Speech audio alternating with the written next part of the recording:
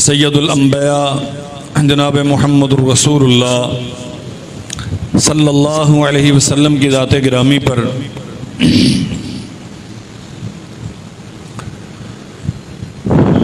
اللہ حکم الحاکمین آسمان و زمین کا یک و تنہا خالق و مالک ہے۔ ہم انسانوں کی تخلیق کے بعد ساری صلاحیتیں جس قدر بھی کسی بھی انسان کے پاس موجود ہیں خالصتاً اللہ ذو الجلال والاکرام کی عنایت اور ودیت کردہ ہیں۔ از خود کسی انسان میں کوئی قابلیت اور صلاحیت نہیں ہے۔ عقل و دانش انسان کی جسمانی صلاحیتوں میں سب سے بڑی صلاحیت ہے۔ تن و توش میں، قوت و طاقت میں، حسن و جمال میں آدمی کس قدر فائق کیوں نہ ہو، اگر وہ فاتر العقل ہے تو دنیا میں اس کی کوئی قدر و قیمت نہیں ہے۔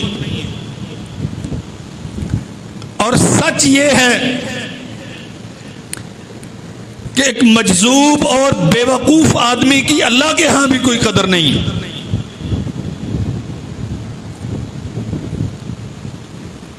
یہ عقل و دانش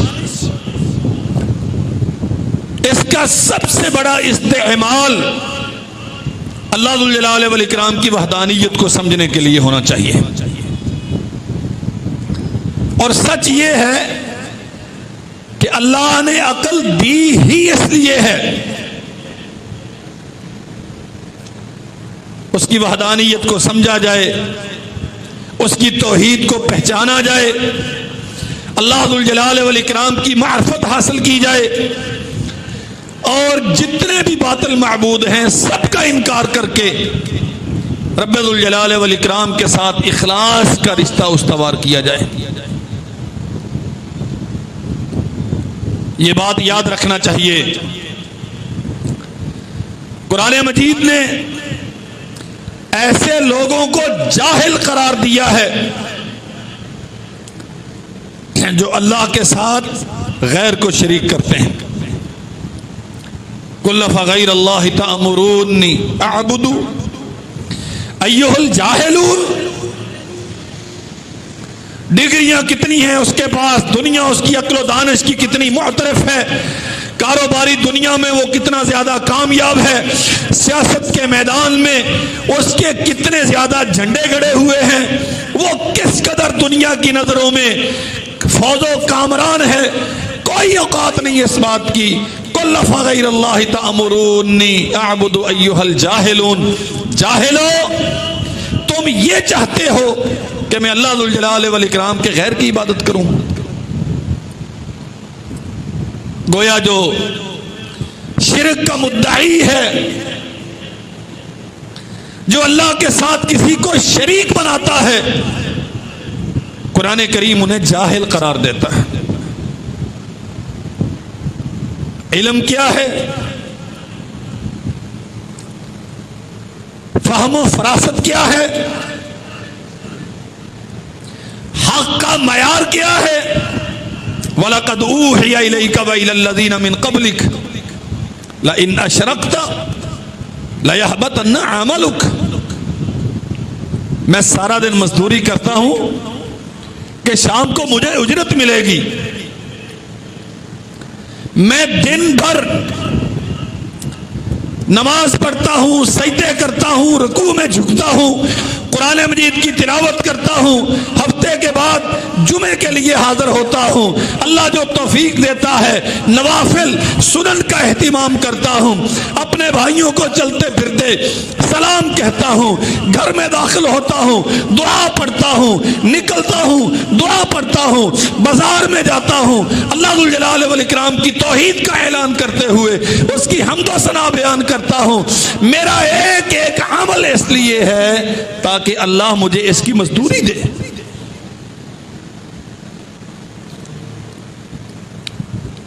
اور معیار کیا ہے؟ معمولی سا بھی اللہ کے ساتھ کسی کو شریک بنایا، لَيَحْبَطَنَّ عَمَلُكَ، تیرے اعمال آسمان و زمین کی پہنائیوں کو بھر دینے کے بقدر کیوں نہ ہو،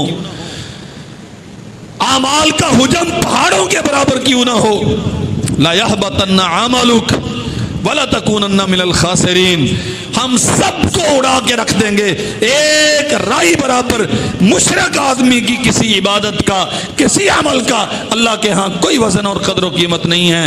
وَلَتَكُونَنَّ مِنَ الْخَاسِرِينَ، تو خسارہ پانے والا، گھاٹے سے دوچار ہونے والا، جس کا سب کچھ لٹ گیا ویسا ہو جائے گا۔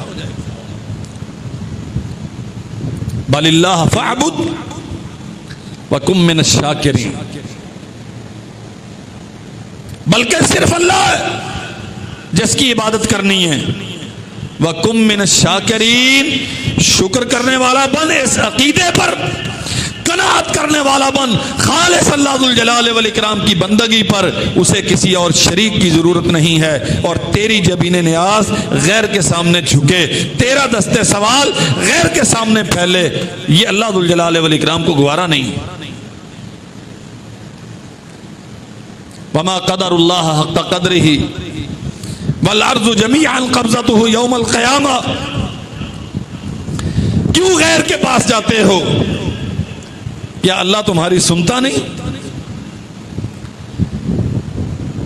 کیوں غیر کے پاس جاتے ہو؟ کیا تیری ضرورتیں پوری کرنے پر وہ قادر نہیں؟ یا تو اللہ ذوالجلال والاکرام کو نعوذ باللہ سمجھتا ہی کچھ نہیں ہے؟ تو ان معذوروں کو، ان بے بسوں کو، پیٹ خراب ہو تو ڈاکٹر کی دوائی کے محتاج ہیں، سفر کرنا ہو تو گاڑی کے محتاج ہیں، نگاہ کمزور ہو گئی تو عینک کے محتاج ہیں، بات سمجھ نہیں آ رہی ٹرانسلیٹر کے محتاج ہیں، دور سے دکھتا نہیں کسی کی وضاحت کے محتاج ہیں۔ تو ایسوں پہ بھروسہ کرتا ہے اور وہ جو آسمان و زمین کا مالک ہے تجھے اس پہ اعتماد ہی کوئی نہیں۔ یہ ترجمہ ہے قرآن مجید کی آیات کا۔ اللہ ذوالجلال والاکرام نے سیدنا لقمان علیہ السلام کی وصیت قرآن مجید میں ان الفاظ کے ساتھ نازل کی، وَإِذْ قَالَ لُقْمَانُ لِابْنِهِ وَهُوَ يَعِظُهُ يَا بُنَيَّ لَا تُشْرِكْ بِاللَّهِ، بیٹے میں تجھے نصیحت کر رہا ہوں، لا تشرک باللہ، اللہ کے ساتھ کسی کو شریک نہیں بنانا، ان الشرک لظلم عظیم، اس لیے کہ روئے زمین پہ جو سب سے بڑا ظلم ہے وہ اللہ کے ساتھ شرک ہے۔ ظلم کا ایک معنی تو وہ ہے جو ہمارے ہاں عام طور پہ کیا جاتا ہے، ظلم و ستم، اور بالکل یہ درست معنی ہے۔ ظلم کا ایک معنی تاریکی بھی ہوتا ہے، اندھیرا۔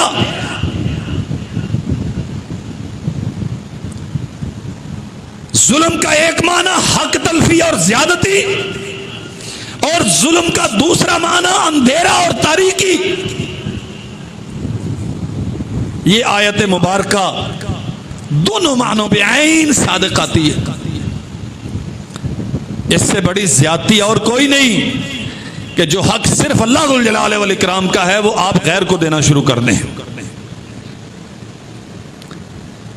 اس سے بڑی حق تلفی اور ستم اور کوئی نہیں کہ اللہ ذوالجلال والاکرام نے تجھے اپنے لیے خاص کیا تھا، تیری جبین نیاز صرف اس کی جھکنی چاہیے تھی، تو در در کی خاک چانتا پھرتا ہے۔ اور اس سے بڑی تاریکی اور جہالت اور ظلمت اور اندھیرا بھی اور کوئی نہیں۔ ہزارہا اللہ ذوالجلال والاکرام کی وحدانیت کے دلائل ہونے کے باوجود انسان غیر کی طرف توجہ کرے، اس سے بڑا ظلم اور کوئی نہیں۔ توحید عزت ہے، جبکہ شرک، عقیدہ توحید کائنات کی سب سے بڑی سچائی اور عزت ہے، جبکہ اس کے بالعکس شرک کائنات کا سب سے بڑا جھوٹ اور سب سے بڑی تذلیل ہے۔ توحید روشنی ہے، شرک تاریکی ہے۔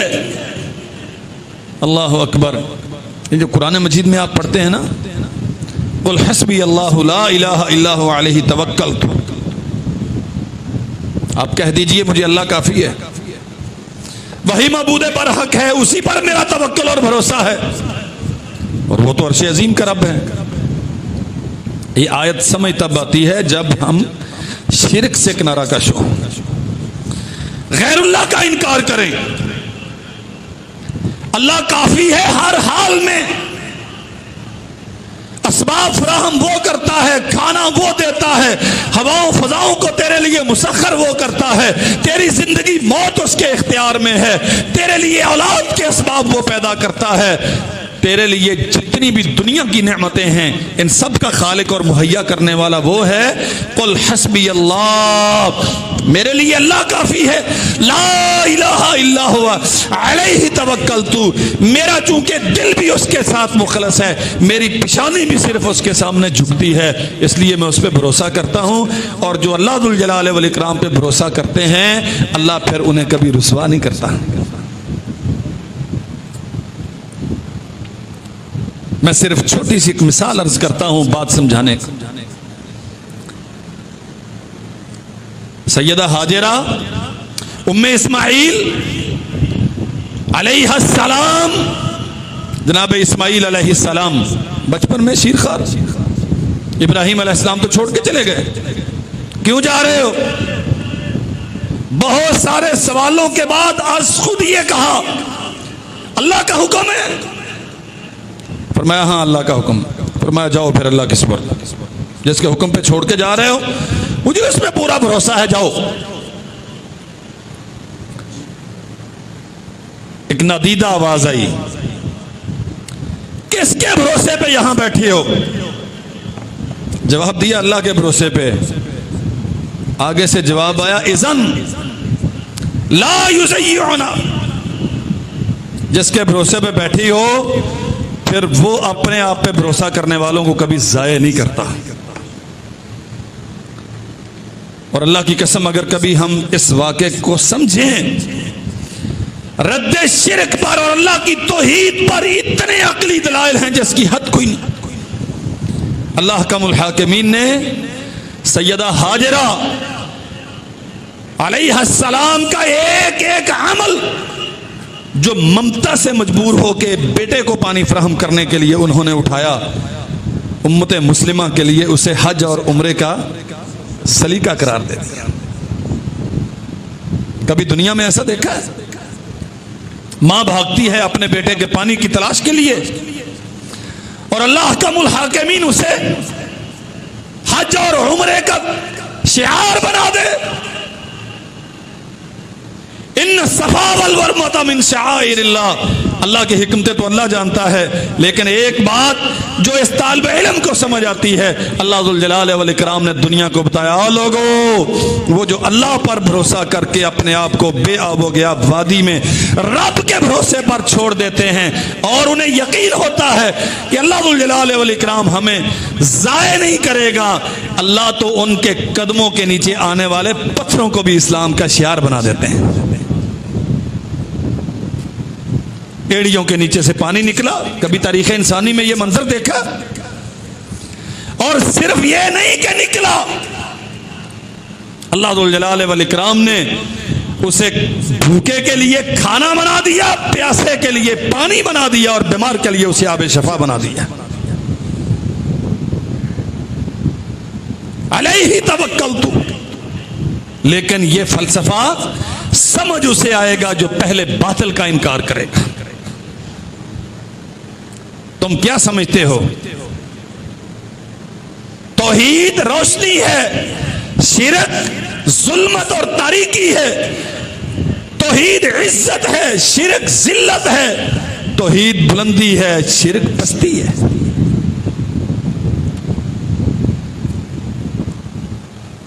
جنت کے درجات کا ذکر ہے جبکہ جہنم کے درجات کا ذکر نہیں ہے۔ جہنم میں درکات، درک کہتے ہیں نیچے جانے کو، اور درجہ کہتے ہیں اوپر جانے کو.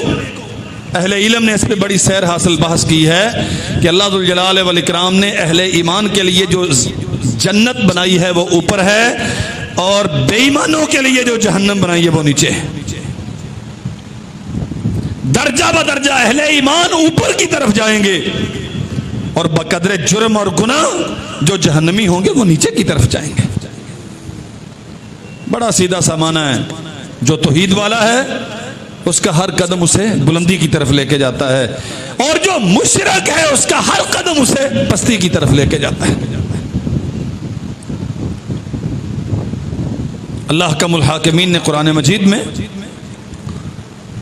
فساد کے خاتمے کے لیے، امن کے قیام کے لیے، بے خوف ہونے کے لیے جو ضابطہ بیان کیا ہے اس کی اساس اور بنیاد بھی توحید ہے. وَكَيْفَ أَخَافُ مَا أَشْرَكْتُمْ وَلَا تَخَافُونَ إِنَّكُمْ أَشْرَكْتُمْ بِاللَّهِ. میں تمہارے ان باطل معبودوں سے کیوں ڈروں جبکہ تم اللہ ذو الجلال والاکرام کے ساتھ شرک کرتے ہوئے نہیں ڈرتے. مَا لَمْ يُنَزِّلْ عَلَيْكُمْ سُلْطَانًا. یہ جتنے بھی ہیں کرنی والے بھرنی والے دستگیر داتا بنائے ہوئے جو تم نے، ان کی اوقات کیا ہے؟ ان کے مزار دربار پانیوں میں ڈوبے پھر رہے ہیں، یہ اپنے آپ کو بچانے پر قادر نہیں ہیں. ان کے درباروں پر آنے والے مرید سارے ہر جمعرات کو ان کے نام کے ختم دلوانے والے وہ ڈبکیاں کھا رہے ہیں. اللہ ذو الجلال والاکرام ہم سب کو عافیت میں رکھے. یہ تو کچھ نہیں کر سکے. ما لم ينزل علیکم سلطانا. عقل والو ذرا توجہ کرو، ان پہ کوئی دلیل ہے کہ یہ تمہارے مشکل کشا؟ پھر تم یہ ڈیمانڈ کرتے ہو کہ ان سے ڈرا جائے، ان کے ناموں کے سلسلے قائم کیے جائیں، انہیں عزت دی جائے، وہ عزت جو اللہ ذو الجلال والاکرام کو دی جاتی ہے. ان کی عظمت کو مانا جائے ویسے جیسے اللہ حکم الحاکمین کی عظمت کو مانا جاتا ہے. فَأَيُّ الْفَرِيقَيْنِ أَحَقُّ بِالْأَمْنِ. ان دونوں فریقوں میں سے امن کا حقدار کون ہے؟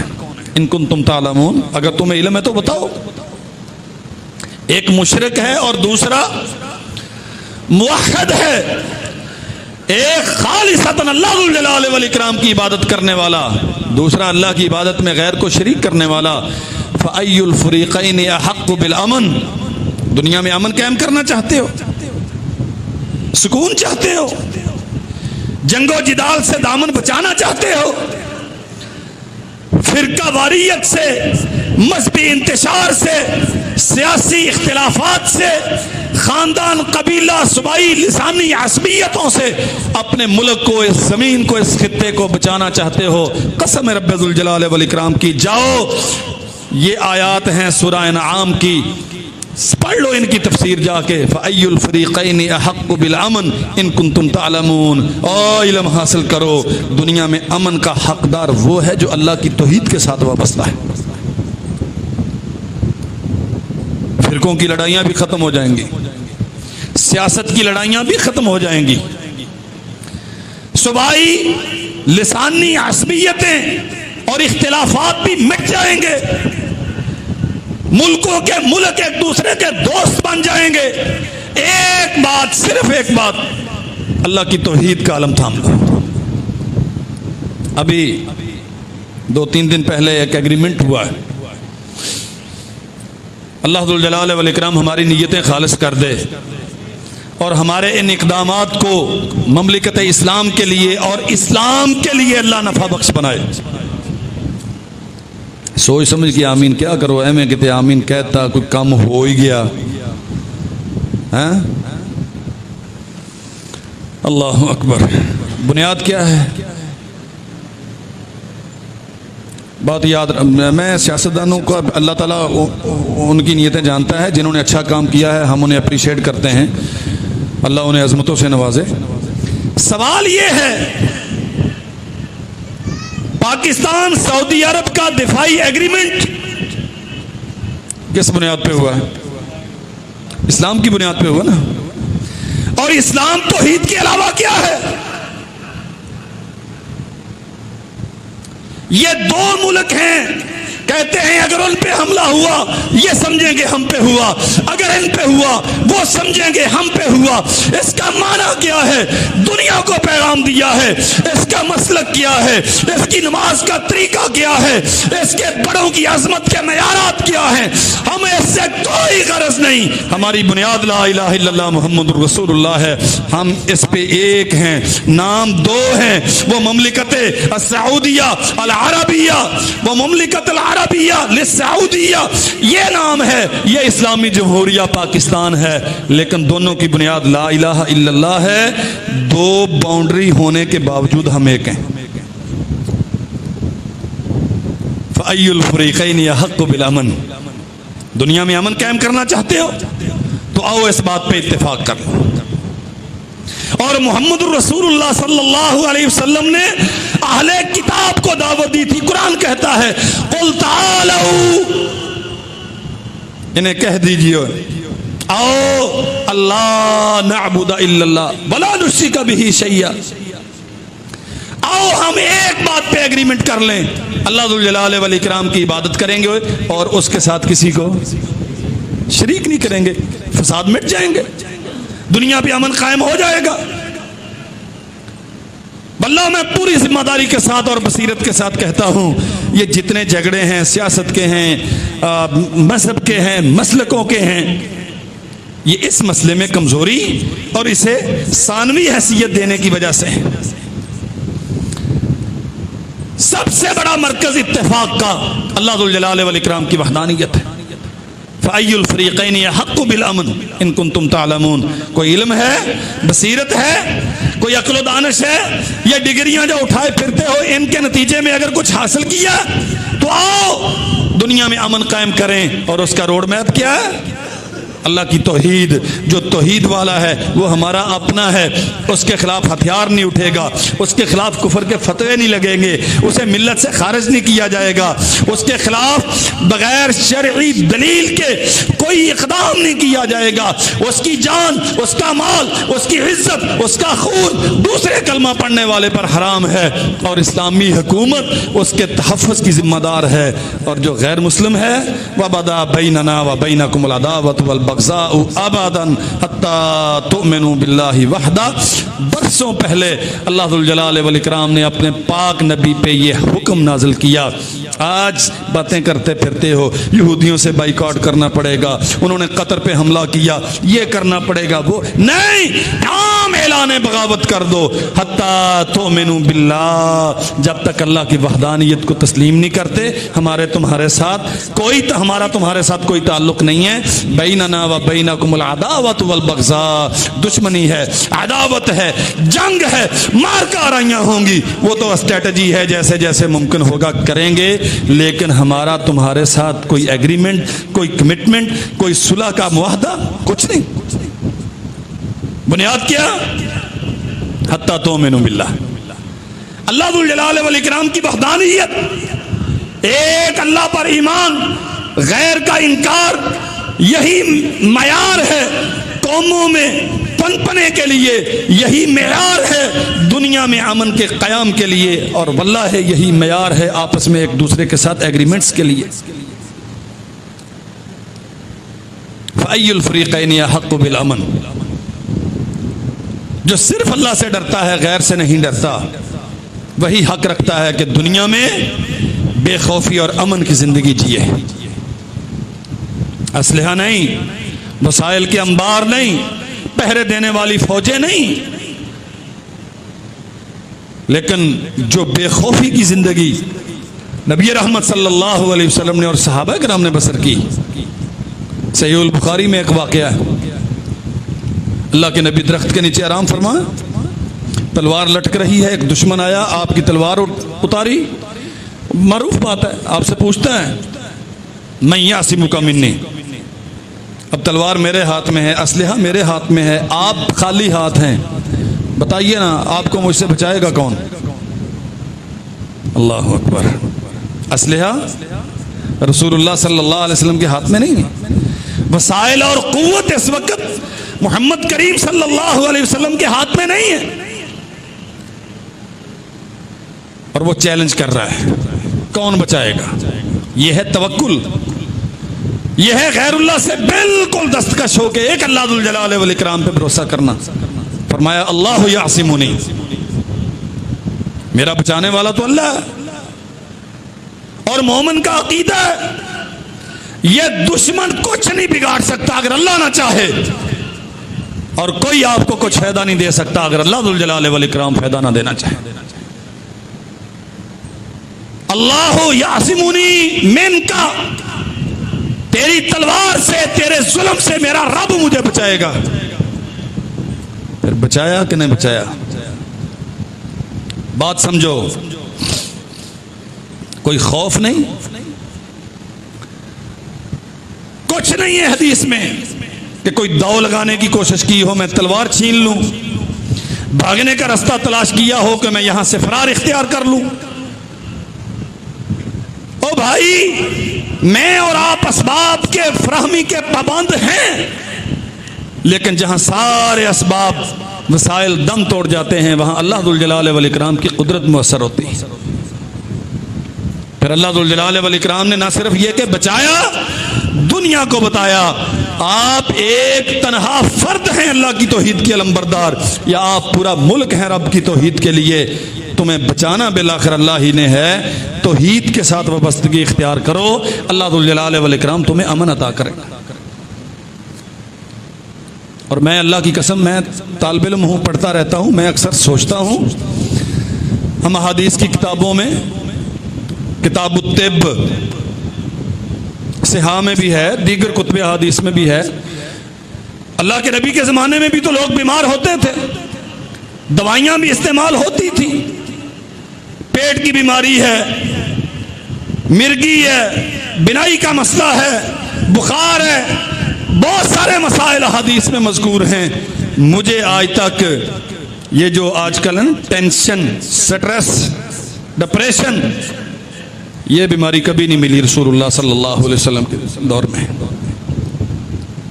وہ یکسو تھے اپنے اللہ کے ساتھ, بالکل مخلص تھے اور سمجھتے تھے نفع و نقصان کا مالک وہ ہے. اس لیے ذہنی طور پہ وہ بڑے آسودہ تھے. باقی ازمائشیں ہوتی ہیں اللہ کی طرف سے, اللہ اپنے مومن بندوں پر بھی ازمائشیں اتارتا ہے گناہوں کو پاک کرنے کے لیے, مشکلات بڑی مشکل سے بچانے کے لیے چھوٹی مشکل میں مبتلا کرتا ہے. یہ رب کی سنت ہے. ایمان پرکھنے کے لیے بھی اللہ آزماتا ہے, یہ بھی اللہ ذو الجلال والاکرام کی سنت ہے. لیکن یہ جو ذہنی اذیتیں جس میں آج ہمارا معاشرہ اکثر لوگ شکار ہیں, یہ تذبذب ہے, یہ غیروں سے امیدیں وابستہ ہیں. جہاں جب امیدیں ٹوٹتی ہیں تو پھر آپ ڈپریشن میں جاتے ہیں. امیدیں اللہ ذو الجلال والاکرام کے ساتھ ہوں, اور اللہ کے ساتھ جو امیدیں وابستہ ہوتی ہیں وہ کبھی ٹوٹتی نہیں ہیں. محمد رسول اللہ صلی اللہ علیہ وسلم نے فرمایا 3 صورتوں میں سے کوئی ایک آپ کو مل جائے گی. اللہ سے جو طلب کیا یا تو وہ دے دے گا, نہیں دے گا تو اس کے نتیجے میں وہ رب ہے, وہ جانتا ہے کہ اس کا کل کیسا ہوگا, آنے والی کسی مشکل کو تم سے دور کر دے گا. اگر یہ بھی نہیں کرے گا تو پھر تیسری صورت یہ ہے کہ تمہاری اس طلب کو ذخیرہ بنا لے گا, قیامت کے دن تجھے جنت کی صورت میں عطا کرے گا. صحابہ کرام عرض کرتے ہیں اللہ کے نبی اتنا اچھا سودا ہے, پھر تو ہم اور مانگیں گے, اللہ سے اور طلب کریں گے. فرمایا تم جتنا مانگو گے وہ اس سے بھی زیادہ دینے والا ہے. وہاں سے وابستہ امیدیں کبھی ناکام نہیں ہوتی. اللہ اکبر. فأی الفریقین یحق بالامن. اور فرمایا الذین آمنوا ولم یلبسوا ایمانہم بظلم اولئک لہم الامن وہم مہتدون. جنہوں نے کلمہ پڑھ لیا اور اپنے عقیدے کو شرک سے آلودہ نہیں کیا, خالصتاً اللہ کے لیے بالکل یکسو ہو کے اللہ ذو الجلال والاکرام کے ساتھ وابستہ ہیں. لم یلبسوا ایمانہم بظلم, اپنے عقیدوں کو ظلم کے ساتھ آلودہ نہیں کیا, توحید میں آمیزش کوئی نہیں شرک کی. اولئک لہم الامن, فرمایا امن ان کے لیے ہر قسم کا امن، دنیا میں بے خوفی کا امن، دشمن سے امن، قبر کے عذاب سے امن، قیامت کے دن کی سختیوں سے امن، شرک سے برات، وہم مہتدون، ہدایت کا پیمانہ، صراط مستقیم کی مکمل ڈیفینیشن، حق کا پورا میزان اللہ ذوالجلال والاکرام نے اس آیت مبارکہ میں اتارا ہے۔ دیکھنا چاہتے ہو حق پہ کون ہے، سمجھنا چاہتے ہو صراط مستقیم کیا ہے، جانچنا چاہتے ہو، صحیح اور غلط میں فرق کرنا چاہتے ہو، جن کی توحید اتنی خالص ہو کہ اللہ ذوالجلال والاکرام کا کوئی حق وہ غیر کو دینے کے لیے کسی صورت میں تیار نہ ہو،